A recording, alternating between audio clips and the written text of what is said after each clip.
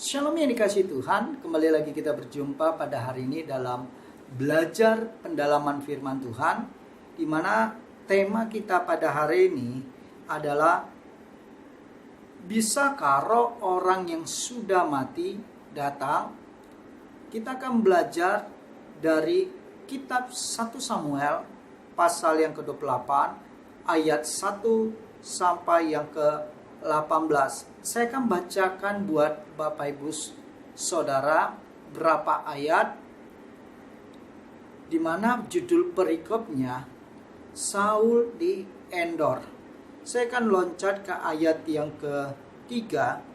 Adapun Samuel sudah mati, seluruh orang Israel sudah meratapi dia, dan mereka telah menguburkan dia di Rama di kotanya, dan Saul telah menyingkirkan dari dalam negeri para pemanggil arwah dan roh peramal.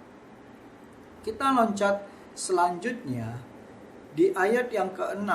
Dan Saul bertanya kepada Tuhan, tetapi Tuhan tidak menjawab dia, baik dengan mimpi, baik dengan urim, baik dengan perantaraan nabi. Latar belakang mengapa Saul mencari peramal dan datang ke Endor, karena di ayat yang ke-6 ditekankan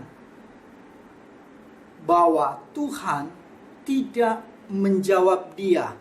Karena apa?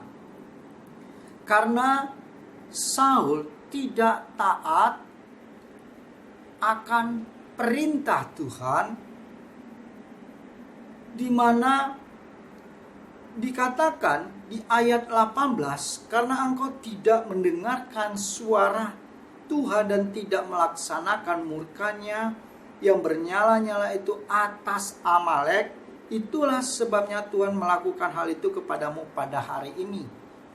Karena Saul tidak taat, maka bangsa Israel mengalami kekalahan dalam peperangan. Dan di mana saat itu juga ada peristiwa di mana Nabi Samuel mati. Jadi Saul berinisiatif untuk mencari peramal, untuk bertanya kepada arwah, kepada perantaraan paranormal. Padahal kalau kita baca Imamat pasal 20 ayat 27, apabila seorang laki-laki atau perempuan dirasuki arwah atau roh peramal, pastilah mereka dihukum mati. Jadi mereka harus dilontari dengan batu dan darah mereka tertimpa kepada mereka sendiri. Dari awal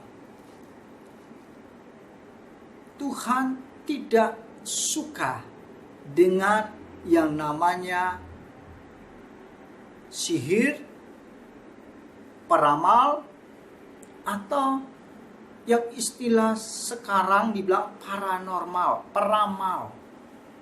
Kenapa? Karena peramal bukan bertanya kepada Tuhan.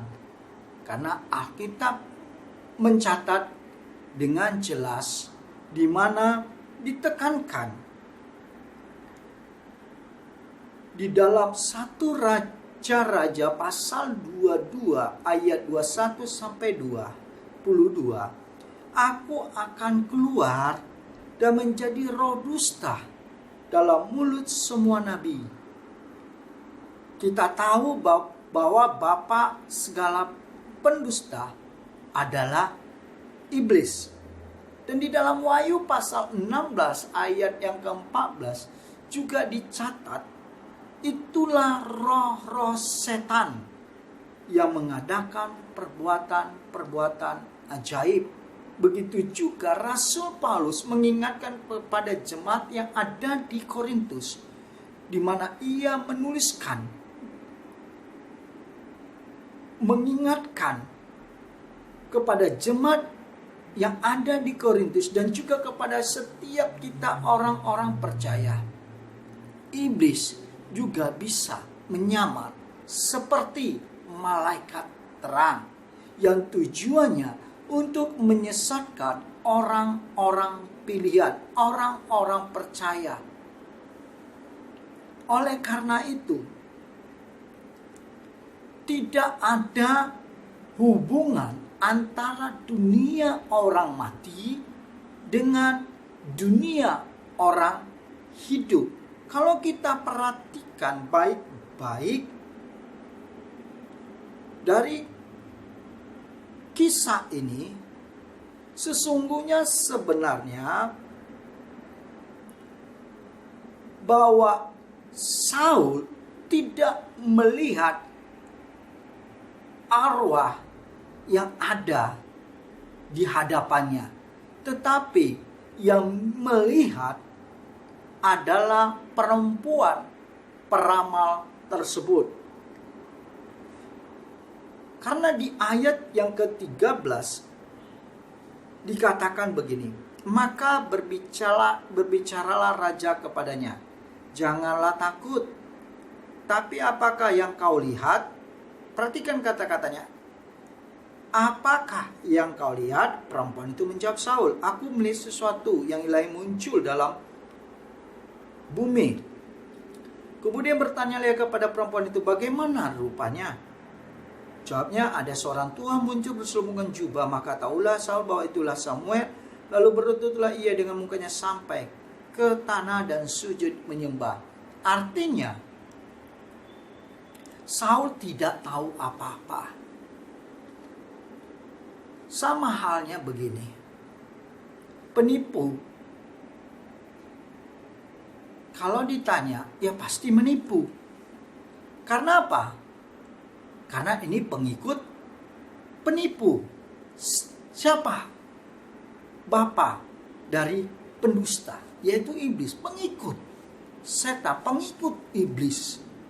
Ya otomatis menyampaikan untuk menyesatkan orang pilihan. Kenapa? Kalau kita perhatikan baik-baik dalam Pengkhotbah pasal yang ke-12 ayat yang ke-7 dituliskan, debu kembali menjadi tanah seperti semula dan roh kembali kepada Tuhan yang mengaruniakannya. Artinya, setelah kita mati nanti, roh kita kembali kepada Tuhan.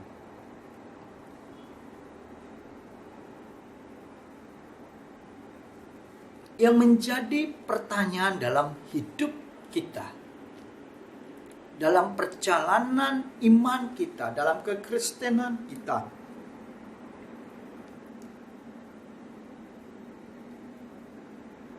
adakah hubungan dunia orang mati dengan dunia orang hidup?